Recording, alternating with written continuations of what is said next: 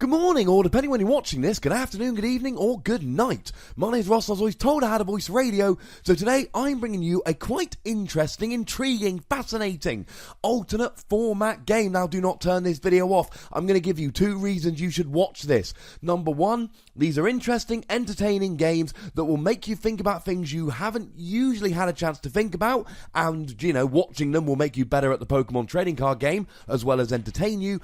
And number 2, this tournament was stacked with Worlds players. Over half of the Masters here have their invitation for Worlds, and on the videos I'm showing you, there is just one player who does not have their invitation for Worlds. Oh yes, ladies and gentlemen, it's fascinating. Now, the format is Breakthrough, Breakpoint and Fates Collide commons and uncommons. No rares and no cards that aren't from those 3 sets. Don't worry, I've done some extra editing, so this video is going to be very easy to watch because all the cards you need to know about will be appearing on screen as we go.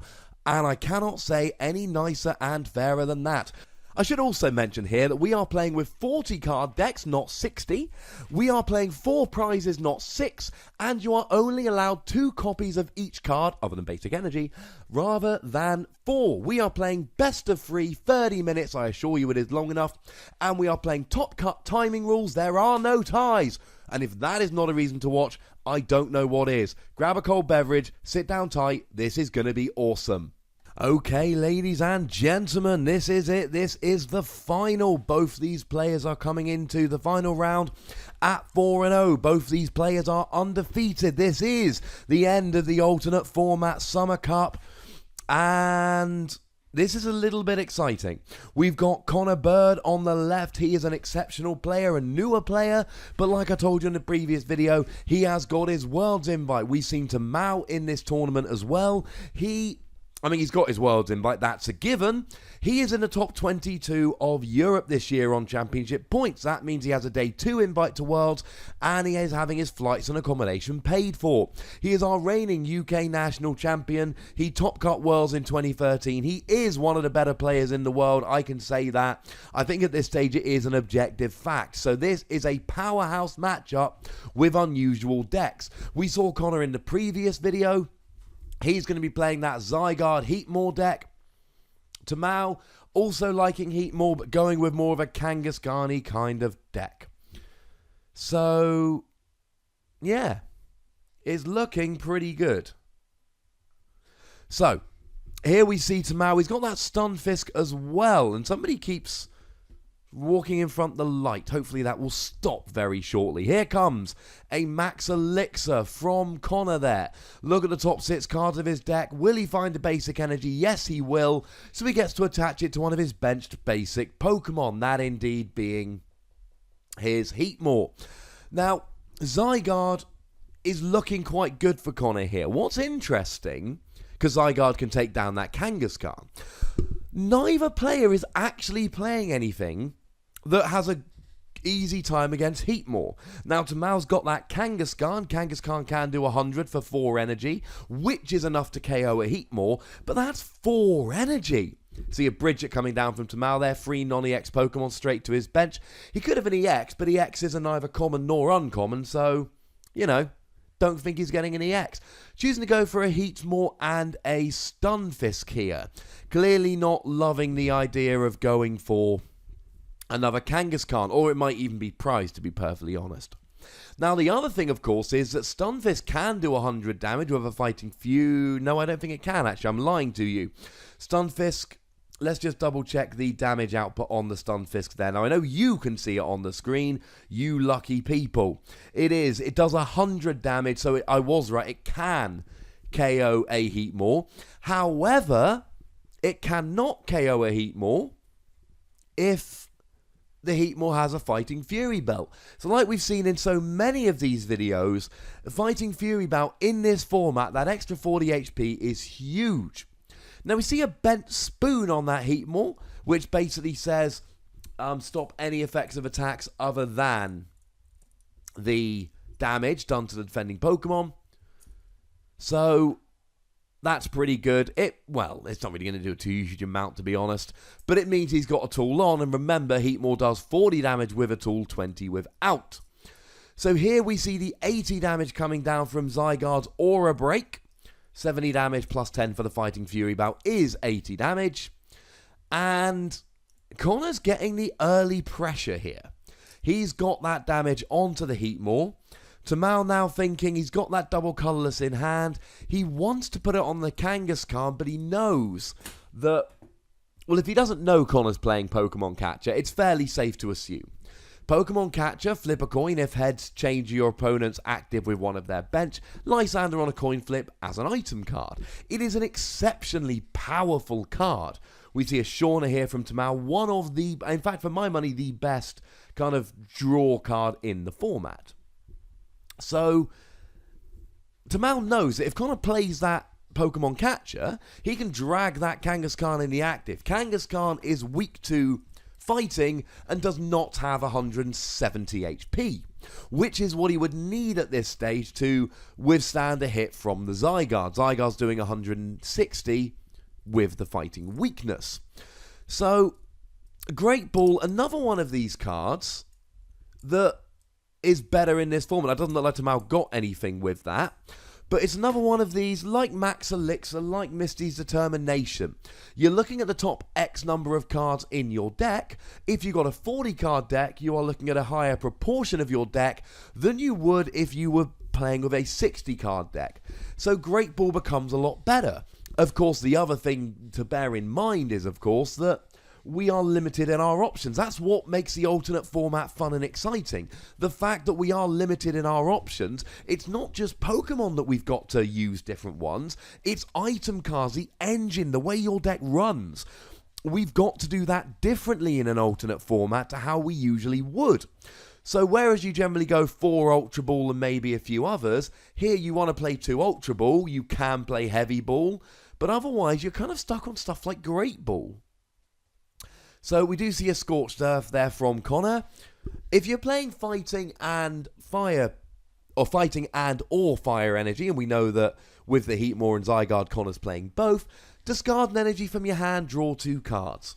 Yeah, you have to worry about decking out. We saw Reese Williams get close in round 1, but it's another one of those things, it just gets you extra cards. Connor's not playing a particularly fancy deck here. Yes, he has got the Zygarde that can shut down stuff like a Grand Ball, but really, Connor's going for efficient, low-energy attackers. That's why he's got the Heatmore, that's why he's got the Diglett.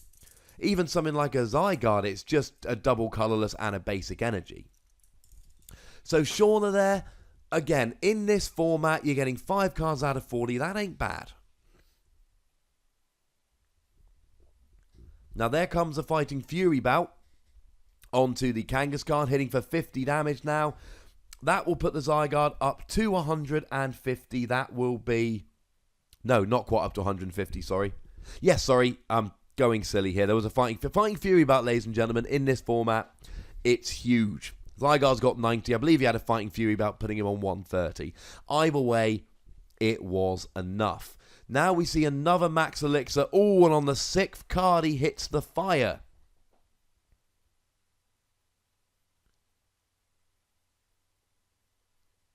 Not entirely sure what happened there. I think he might have accidentally taken an extra card off the Max Elixir. I'd have to go back and check. Certainly he seemed to show the cards to Tamao for some reason. And he didn't take the energy that he could have taken to put on the Heatmore, which I assume he would have wanted to. I mean, clearly he wanted the fighting energy on his Zygarde. That was the ideal there. So he could then pop a double colourless on and have a Zygarde ready to go. And that's why Zygarde is so good in this matchup. Had Connor hit a fighting energy off the Max Elixir and then a double colourless, he could have just promoted a Zygarde. Oh no, that wouldn't have done enough. Because Kangaskhan's got 160 HP. So again, he would have needed a Fighting Fury bout to actually do that for the win. I believe Kangaskhan's got 120 plus the Fighting Fury bout. Zygarde does 70, times 2 is 140, which is not enough to do 160 and KO the Kangaskhan. So, we do have an energy on the Zygarde now, which helps, it's good. He's going to be looking for that double colourless. But again, with that Fighting Fury bout, a strong energy is needed to get the KO. It's not enough. 70 damage plus 70 damage is not enough. Even with the weakness, it puts Kangaskhan on 140. With the Fighting Fury Bout, Kangaskhan's 160. So Zygarde needs the Fighting Fury Bout or the Strong Energy to get the KO here. And we know that there's a Strong Energy prized. We know that he can only play 2 in his deck. So there's only 1 Strong Energy available. It looks like Connor's got it in his hand. But he would have to hit a Max Elixir to use that next turn. Now this is going to put Tamao in front for a little bit here as he plays a Super Rod to shuffle free in any combination of Basic Energy and Pokemon back into his deck. Because right now, that Kangaskhan has got free energy. Assuming Tamao hits a 4th energy, Kangaskhan can then do 110 damage. There is no Fighting Fury Bout on the Heatmor. That means that the Heatmor only has 100 HP. Which means the Heatmor is going to be KO'd by the Kangaskhan. Although, now we're getting into the proper back and forth of it all. And given that they're on free energy each and Tamao's taking the next free prizes remaining each and Tamao's taking the next prize, it's looking pretty nice. Now Tamao gets an energy from that Max Elixir and he needs that. Here's why. Tamao is assuming he's got the 4th energy. Tamao is going to KO the Heatmor. If Connor then has a double colourless, he can KO with the Zygarde that has 90 HP.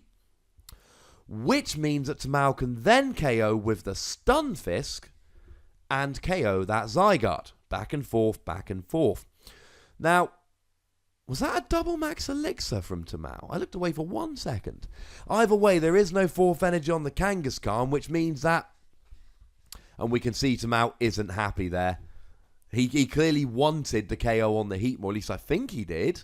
I don't think, he might have attached to the Stunfisk. I believe he double Max Elixir there.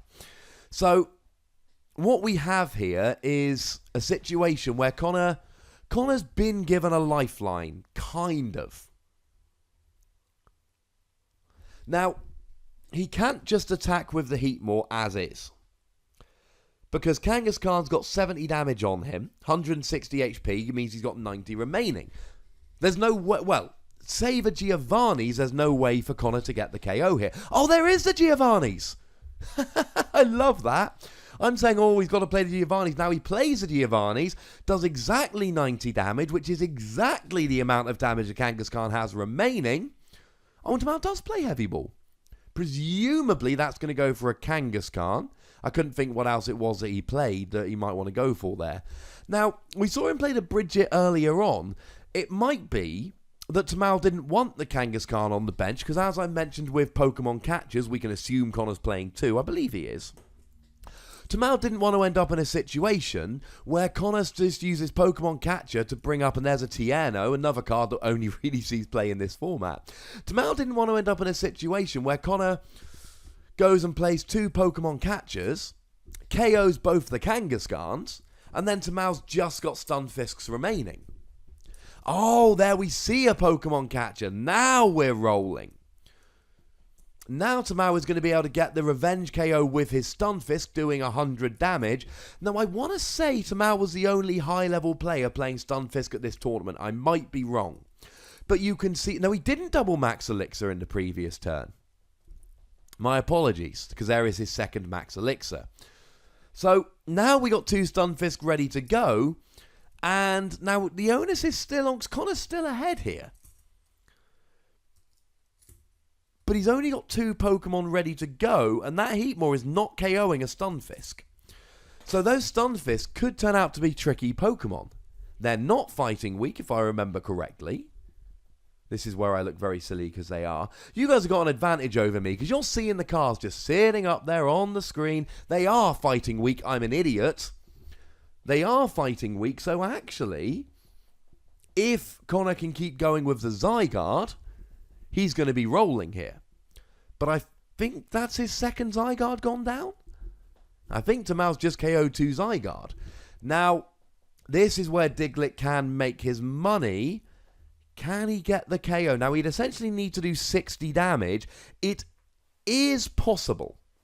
if he's got strong energy, his second Giovanni's, if he hasn't already played one, if he can go strong energy Giovanni's Fighting Fury belt, he would then do 60 damage, although I think that Stunfisk has got a Fighting Fury belt, so it wouldn't actually get the KO. Although, it's interesting to note, Diglett can get a one-hit KO on a Stunfisk. Now, it takes quite a bit, but it's possible. And we see those Fighting Fury belts. I mean, in terms of MVP of this format, it's not even close. From the games we've seen so far, it's all about Fighting Fury belt. This is the 4th game I've commentated for this particular tournament, and every game I'm sitting here going, oh, if he's got a Fighting Fury belt, oh, he doesn't get the KO because there's a Fighting Fury belt. It's redonk, quite frankly, ladies and gentlemen. It's silly how good Fighting Fury belt is in this format. Now we see a Pokemon catcher bringing up that bench Kangaskhan. Oh, I like this play from Connor. He recognises, look, I'm not getting the one-hit KO here, but I can get a 2-hit KO. So if I 2-hit KO this Kangaskhan, then I get KO'd by a Stunfisk, but then I've got one prize remaining and it's my go. Still awkward though. That belted Stunfisk. Oh, and there's the Floatstone to make it a completely moot point. Of course, Stunfisk does the good damage after one of your Pokemon has been KO'd by an attack on your opponent's previous turn. And as we see right now, that hasn't happened. So Stunfisk can do 80 damage for free energy, and that looks like what Tamal's doing. Using Thunder Blast to do 80 damage. If he's got the energy, I suppose why not? And now Tamal has engineered a really good position for himself in this game. He's now going to do Thunder Blast for 80, KOing the... No, it's not going to KO. That's not enough to get... Yes, it is. Just enough to get a KO. Once again, it's Fighting Fury about mathematics. Work it through with me, ladies and gentlemen. Thunder Blast does 80 damage. Add the 10 for Fighting Fury belt is 90. Heatmore has 50 damage on him already and an effective HP of 140, given that he's got a Fighting Fury belt attached and an HP of 100. 140 take 50 equals 90. Stunfisk gets the KO. Now, is he digging for a Pokemon catcher here? Oh, he's digging for a Giovanni's. But it's not enough because of the belt. He's doing 10 plus a 20 for the strong energy plus the 20 for the Giovanni's is 100. And then we do see just the KO there from Tamal on the Diglett. And that is enough to get his 4th prize and to get the win. So Tamal goes up here, 1-0 with the KO on the Diglett. And Stunfisk OP, ladies and gentlemen. Stunfisk is too good. I like Stunfisk. Now again, it has no 1 energy attack, and that's a little bit worrying. And you have to engineer a situation where you're getting a KO with the Stunfisk, essentially out of, you know, a max elixir and a regular energy, and your opponent can see it coming, blah, blah, blah. We saw Stunfisk taking a majority of prizes there. Well done to Mao. That was a very, very nice win indeed. And as always between rounds, it is, I suppose, my duty to say a huge thank you to everyone at Sutton Coldfield Pokemon Club, Joanna Shirley and Glenn Pugh, lovely, lovely people. Not only did they run a fantastic tournament in a wonderful little format, but they also allowed me to record, and like they always do when I go over there, they made it very easy for me to record, give me my own little table and such. They are, quite frankly, lovely people.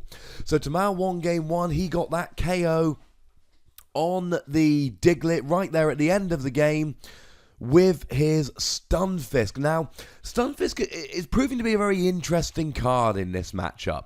Stunfisk is... It's not inherently a great card. Now, I don't mean any disrespect when I say that. You know, like I say, Tamal is the UK national champion this year. He's top cut Worlds before. He's been to Worlds every year since 2013. He is an exceptional player. But Stunfisk, it's a reactive, not a proactive card. Revenge does 100 damage if you had a Pokemon knocked out by damage the previous turn. Which means if Connor just always takes the KOs, Stunfisk cannot revenge for the win. So you can play around Stunfisk a little bit. It's also weak to fighting, making it potentially at least, not a great play against Zygarde. You also, as we've seen in this format, we're on our 4th game here, using free energy attachments is not ideal, but it came clutch in the last game, and that's the key for Tamao. Not to rely on Stunfisk, but to make sure that he can use it where needed. Now, interestingly, despite losing game 1, Connor chose to go second. He wants the first attack, and Tamao played an N, putting him down to 4 cards. Tamao played an energy and a tool. Oh, and luckily there, Connor, he played the Scorched Earth, discarded a fighting energy from his hand, drew 2 cards, and hit a Sycamore there. Oh, he's got 2 Sycamores in hand now. So he got a Sycamore off the end. It is not the end of the world. Does have to discard that strong energy, which is less than ideal, because he's only got 2 of them, and one of them is now gone. Now, Tamao and Connor have both set themselves up nicely. They've both got a Heatmore with an energy and a Fighting Fury belt. And it looks like because he went ahead there and hit the Sycamore, going second is actually working for Connor here. Now, he has had to get a Puzzle of Time piece in the discard, which means there will be no double Puzzle of Time. Double Puzzle of Time allows you to search your discard for any 2 cards and put them in your hand. If you're only playing 2 Puzzle of Time, then that means you can only have 1 double Puzzle of Time in the game. And if you go ahead and discard one of them, that option is out. So no double Puzzle of Time here for Connor, but he's got a very aggressive deck. It's not the end of the world. In a 40-card deck, using a single Puzzle of Time to look at and rearrange the top 3 cards of your deck, not the worst play in the world ever. So we do get the first hit there from Connor, doing 50 to the opposing Heatmore, and just setting himself up quite nicely. Both players have got 1 energy on the field. Connor has started doing damage first. It has worked out for Connor here. Going first has been a good thing. So Tamao gets that Kangaskhan down with an energy on, and Connor attaches a double colourless energy. This is not, and he uses Scorched Earth there. I wonder if he knows that's not going to get the KO. He did 50 damage last turn. He's now going to do 70 damage, plus 10 for the Fighting Fury bout is 80. Adds up to 130. Heatmore's got 100 HP remaining. Well, sorry, in total. Plus the Fighting Fury bout, actually 140. He is going to be 10 damage short of the KO. And I wonder if he's realised that, because 3 of the Reinforced Flame will be 150 and get the KO. So that's not ideal, because he might have wasted that energy attachment there. He's 3-hit KOing regardless. He's not 2-hit KOing regardless. Now he plays a Skylar there for a Max Elixir, and unfortunately whiffs it, which is annoying. He looked at the top 6 cards of his deck. There were no basic energy to attach to a bench basic Pokemon. That means that he essentially wasted his supporter for the turn. But what else did he need? At this stage, he needs energy attachments. Although his hand is just 2 energy, so he could have got a supporter. But then one of those energies can be discarded with Scorched Earth to draw 2 cards. So he's far from out of it here, shall we say.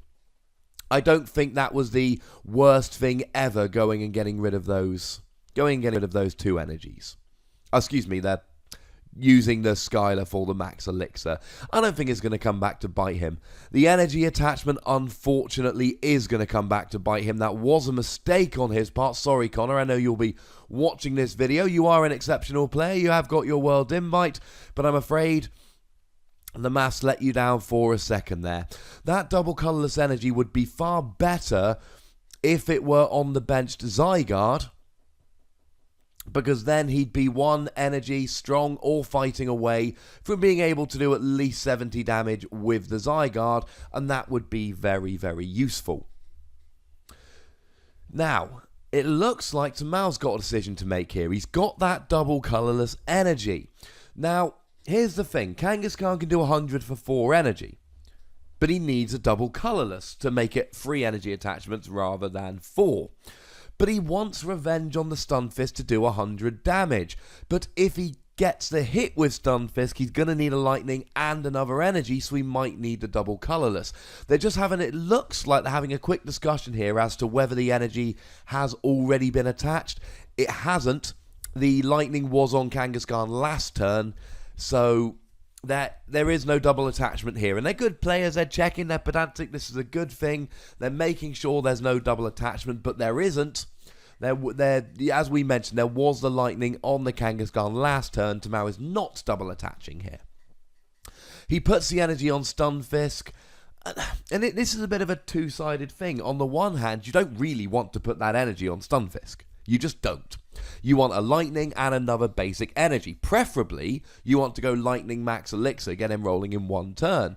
But Tamao's decided that Stunfisk is important here, and he wants the Stunfisk so badly, he's willing to put the double colourless on the Stunfisk rather than, do it any other way round. So we do see the Scorched Earth there. He gets himself into a Zygarde. Oh, and he hits a double colourless, so it's not the end of the world. Oh, and an N. We had the double colourless last turn, but he gets an N off the Scorched Earth. That's really, really good. And really vindicates that Skylar play. I probably would have gone Max Elixir last turn off that Skylar. And the fact that he was then able to use Scorched Earth for the N is huge. Now, I don't remember seeing Tamao playing any counter stadiums here. So that Scorched Earth, with the lack of counter stadiums from Tamao, is really helping Connor out in this matchup. It's allowing him to essentially have greater draw power than he would otherwise have. If Tamao was playing counter stadiums and constantly getting rid of the Scorched Earth, that would be very different, but he isn't. So it isn't. So it's working out quite nicely here for Connor. Except for that double colourless. But I think he's gotten away with it, to be honest. I think he's gotten away with it. He's not attacking with Zygarde yet. By the time he attacks next turn, he'll have the strong energy on there. Although I suppose at this stage he could have a double colourless on both of them. Speaking of double colourless, Tamao would quite like one here for his Kangaskhan. There's no float stone in play, and Tamao has no free retreat attackers. So he's not able to actually retreat at the moment, unless he has a float stone in hand. The good news is he doesn't need to. He hits the max elixir there to get the lightning on the Stunfisk, and that's awesome, because he wanted the lightning and something else. If he'd only hit a fire off that max elixir, it would have made that double colourless play last turn very painful. As it is, it's really not a huge problem. He's got the second energy on the Kangaskhan, so he can do Tiny Punch for 40. After the 2 reinforced flames on the previous turns, there's 100 damage on the Heatmore, which means he's got 40 HP remaining, which means that Tiny Punch will get the KO. Whoop, and indeed, whoop. Now, you saw Tamao play a Judge there. That's actually good for Connor.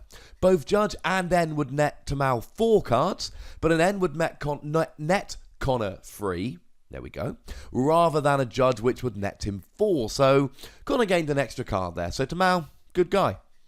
And we get the Fighting Fury Belt on the Kangaskhan to put him up to 160 HP, which means there will be no straightforward KO by the Zygarde, by which I mean with no extra damage. He does 70, doubles with Kangaskhan's weakness to 140. Now, all he needs is a strong energy, or a Giovanni's, or a Fighting Fury Belt to get up to 160 or 180, either of which will be enough to get the KO. So we think he's probably going to do that here. And Connor, he's just thinning his deck. We know he's got an energy in hand, but he's using Professor's Letter to go and grab a couple of energies. He can use Scorched Earth to draw more cards. He's already got the Fighting Fury Bout in hand. Oh, the question, did he actually have a strong energy in hand? Oh, he had the strong energy as well as the fighting. So, he's going to want to put a fighting on the Zygarde. Reason being, and it might have been that he prof-lettered for that. Reason he's not going to put the strong on here, he doesn't need the extra damage. He's doing 160 with the basic. He might need the strong energy for his benched Zygarde or his Diglett in the near future. So he just puts the basic energy on so that he can use Fighting Fury Belt to get the KO and put the strong energy on the bench Zygarde. And it's little plays like this that make the difference between the really good players and the good players. Not putting down that strong energy because I'm doing enough damage anyway and I might need the strong energy elsewhere. Although I say that, I can't see a strong energy in his hand at the moment, so maybe I'm going a little bit crazy. Either way. Oh, sorry, he had the strong energy before Tamal played the judge. He didn't have the strong energy afterwards. My apologies. Anyway, that's still the right play. Even though it wasn't an option there, I think it's worth talking about the fact that, don't put down that strong energy if you don't need it, especially in a format where you only have 2. So Connor here, he's gone and put himself in the driver's seat. He's knocked out that Kangaskhan. And because of his Fighting Fury Belt, Stunfisk can do 100, but won't get the KO. This puts Connor in an overwhelmingly good position here, because Stunfisk being weak to Zygarde means that he takes 160 damage, just like the Kangaskhan did. That means that Connor will be on just 1 prize remaining, and in an exceptional position to close this game out and take us to a game 3. Oh, now he's got a strong energy. There we go. So now the strong energy goes on that bent Zygarde, as we suggested. And if he can hit that max elixir, that would be wonderful. He chooses not to go for the max elixir. Quite possibly because he had a couple energy in hand, and he might have been thinking, you know what? I don't think I've got any energy in my deck. I'm going to have to play N, and hopefully I'll get the max elixir and not the energy, and then I'll play the max elixir, and I'll hit one of the energy. If you haven't got any energy in deck, don't play max elixir. So, is that going to pay off? Oh, it actually is. He draws Max Elixir and Giovanni's. He's got a deck of 6, which means we know he's going to hit one of his energy. And it actually looks like he only had 2 energy in deck there, so he couldn't have played Max Elixir on the previous turn. He had 0 energy in deck. Plays the end to 2, and he couldn't have gotten 2 better cards there. He gets Giovanni, so he can either do more damage, which will actually now see himself winning the game. Time's been called, but it's irrelevant. And he hit the Max Elixir. We see a Bridget coming down from Tamal, lets him get 3 non-EX Pokemon on his bench, or 1 EX, but there's no uncommon or common EXs. But this is going to lead, and he's just going for nothing there, just checking his deck, having a look through. There's nothing there. We know Connor's got the win.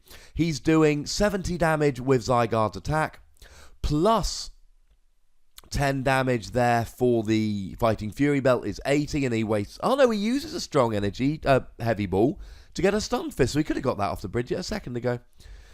And he can then play the Giovanni's to go from 80 to 100. Oh no, it's getting KO'd. Now, it's not the end of the world, he just needs an energy, and he's there anyway. So here, same deal, he attaches an energy, plays the Giovanni's, and now he's doing 70, plus the 20 for the strong is 90, plus the 20 for the Giovanni's is 110, and we, ladies and gentlemen, are going, because time was just called, to a single prize sudden death. Both these players are undefeated, both these players are sitting at 4 wins and 0 losses, which means that we have 1 prize remaining, as we start the game to decide the winner of the Sutton Coldfield Summer Cup 2016. Yes, it is an annual thing. I'm going to win one of these years. And it is an actual cup. Juniors get a Pichu Cup, seniors get a Pikachu Cup, and masters get a Raichu Cup following up that evolution line. And they are actual cups. They are mugs from which you can drink. They are hand-painted. They are beautiful. But only one of these players can have that mug. And it's going to come down to 1 prize remaining. This tournament was weird in that it was stacked with Worlds players. There were so many there was about 12, 15 Worlds players here. About half of the Masters at this tournament already have their Worlds invite sorted. I don't know why so many Worlds players turned up to a little alternate format competition in Sutton Coldfield, but I'm going to give you my guess, and the reason I turned up. Alternate formats are fun. They give us something else to think about, something else to talk about. I spent literally hours sitting, pouring through scans of Breakthrough, Breakpoint and Fates Collide, thinking what I could play and what other people might play. And actually, if you get a bit of time, I would suggest playing a few games in this format, or at the very least, sitting down. You can just go on the Pokemon.com. Oh, and we see a new coin flip, see who goes first. That could be important, but again, going second could help, like we said in the previous game. Search Pokemon card database, take the first link, the official Pokemon site. You can actually search commons and uncommons from Breakthrough, Breakpoint and Fates Collide, and very easily see every card that's legal in this format, and that's what I did. Very fun format indeed. So, both players here have put out 4 cards. They shouldn't have put out 4 cards. Single prize sudden death. Whoopsie daisy.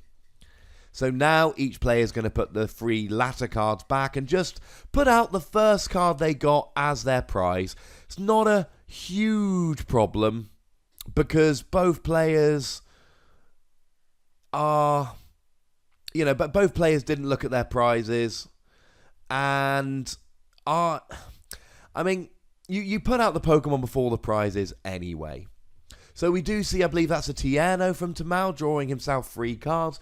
And it's a cagey thing here. Tamao knows that Connor is playing Pokemon Catcher. I don't think I saw Tamao play Pokemon Catcher. That Diglett could be very, very risky otherwise. Although we know that Connor's going to be getting the first attack here. First KO wins it, ladies and gentlemen. First KO gets the cup. And there is a possibility, now that a Fighting Fury bout has not gone down on the Heatmore, there is a possibility of a turn 1 win from Connor here. He's going to need a Max Elixir and a double Colourless to get the free energy on Zygarde. And then he will need 2 in any combination of Fighting Fury Belt, Strong Energy, Giovanni's Scheme. That will net him the requisite 100 damage, or 110 if it's Strong Energy and Giovanni's, which will KO a Heatmore and give him the win. I don't know if he's going to be able to pull that off. It's not hugely likely, and I don't think he is here. Oh, no. He doesn't get the Max Elixir. So he would have needed the Max Elixir to pull that off, because he can't get Strong Energy. So on turn 1, he would just need Max Elixir, Fighting Fury bout Giovanni's. He doesn't have the Max Elixir or Giovanni's in hand, which means he's not getting the turn 1 win here.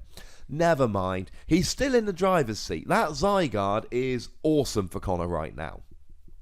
Tamao can do 100 with, and we see there is now the Fighting Fury bout's gone down on the Diglett just to give him a bit of protection. Kangaskhan can do 100 for Tamao, and that will KO the Diglett even with the belt. But it needs, 100. That's 4 energy. And we see the single puzzle of time putting the Sycamore on top. And then playing the N. Could have waited there for Connor. I like the N play. Both players go down to a single card in hand. Now, why did Connor play the Professor's Letter and the Puzzle of Time and then play an N? Well, there are fewer cards in his deck now. Double Puzzle of Time is more of a late game thing. There's probably not going to be a late game. Basically, Connor either made a silly mistake, and Connor again here trying to take 4 cards off an N. And was he a bit... And Tamao's basically saying, hang on a second, that was the first card you took, not the last one that you put. Essentially, you put them down in the opposite order to how you picked them up, and you're actually keeping the last card you picked up. Couple of ways to rule this here, but the general way it tends to go is, look, you screwed up an N, we're just going to redo the N and give you 1 card, and that's what they're doing here. Was Connor confused and thinking he was getting an N to 4? Possibly. I like to think he got rid of those, the Puzzle of Time and the Professor's Letter, because he didn't want to draw into them. He wanted to raise the chances of drawing into what he wanted, and he wanted to end Tamao down, because if Connor hits a Fighting or a Strong Energy here, he's rolling. Oh, but he hit a single Puzzle of Time and he put a Giovanni's at the top. This has worked out beautifully for him. And Tamao here, all he can do is put a second energy on the Heatmore, essentially, and pass. Allow Connor, and again, all Connor needs here is a Fighting Fury bout and a Strong Energy, and he wins the game. Oh, he gets an energy and a max elixir, unfortunately. There's a max elixir. Now, there is an argument here, like we just said, in terms of burning cards. Oh, actually, so he's a fire energy off the max elixir. If he puts that on the Zygarde, it doesn't help him, but it might help him to retreat it if he needs to later on, and it's just one fewer card in his deck. So personally, I just attack that fire energy. We've just talked about the fact that he played those 2 cards he didn't need to before the end, but that thinned out his deck, raising the chances of hitting stuff like strong energy. It's slightly inconsistent here. I would just take the fire energy off the max elixir. You don't need it, and again, I would be attaching that fire energy to the Diglett or to the Zygarde here. You don't need it, but maybe Tamao drops an N next turn. If Tamao drops an N, you just want to go ahead and grab an energy, and if he drops an N, you are far more likely to hit what you need if you've got 2 fewer fire energy. I mean, Connor doesn't want the fire energy.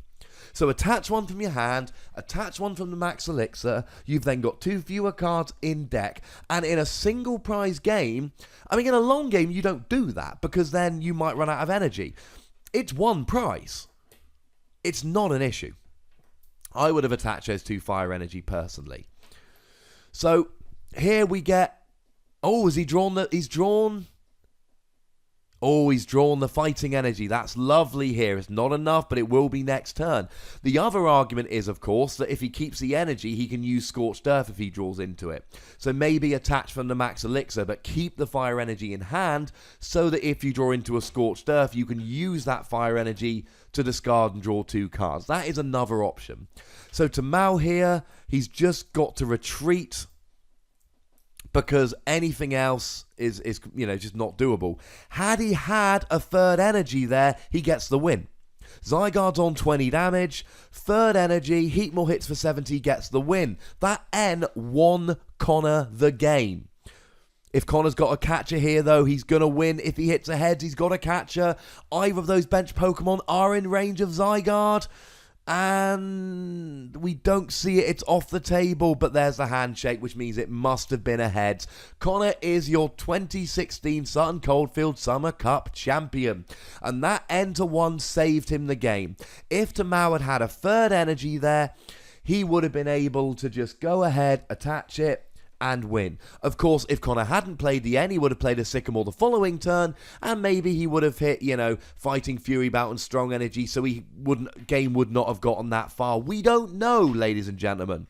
But either way, putting Tamao down to a single card seems to have worked. So congratulations to both players there. Tamao for making the final, and Connor for winning it. As I've said, 2 very good players. We saw some high-level play, and I hope you enjoyed these videos. There is a comment section, ladies and gentlemen. Use it. I want to know what you thought of these videos, because essentially, you guys are the people watching it. If you don't like this stuff, let me know. I'll make something else. I'm making Pokemon videos regardless. But I'd like to know what you think. I like these videos. I also dislike wasting your time. If I didn't think these videos were going to be fun and interesting to watch, then I wouldn't have put them up, but I think they will, hence I have. Give it a like, subscribe, or get a friend subscribe on your behalf if you've already subscribed yourself, and yeah, let me know, were these videos the kind of things you want to see? I hope they were. As always, by far the most important thing is look after yourselves till next time. In a couple days, I'll be back with more Pokemon-y goodness. Thank you very much for watching. My name is Ross, and you've been watching PTCG Radio.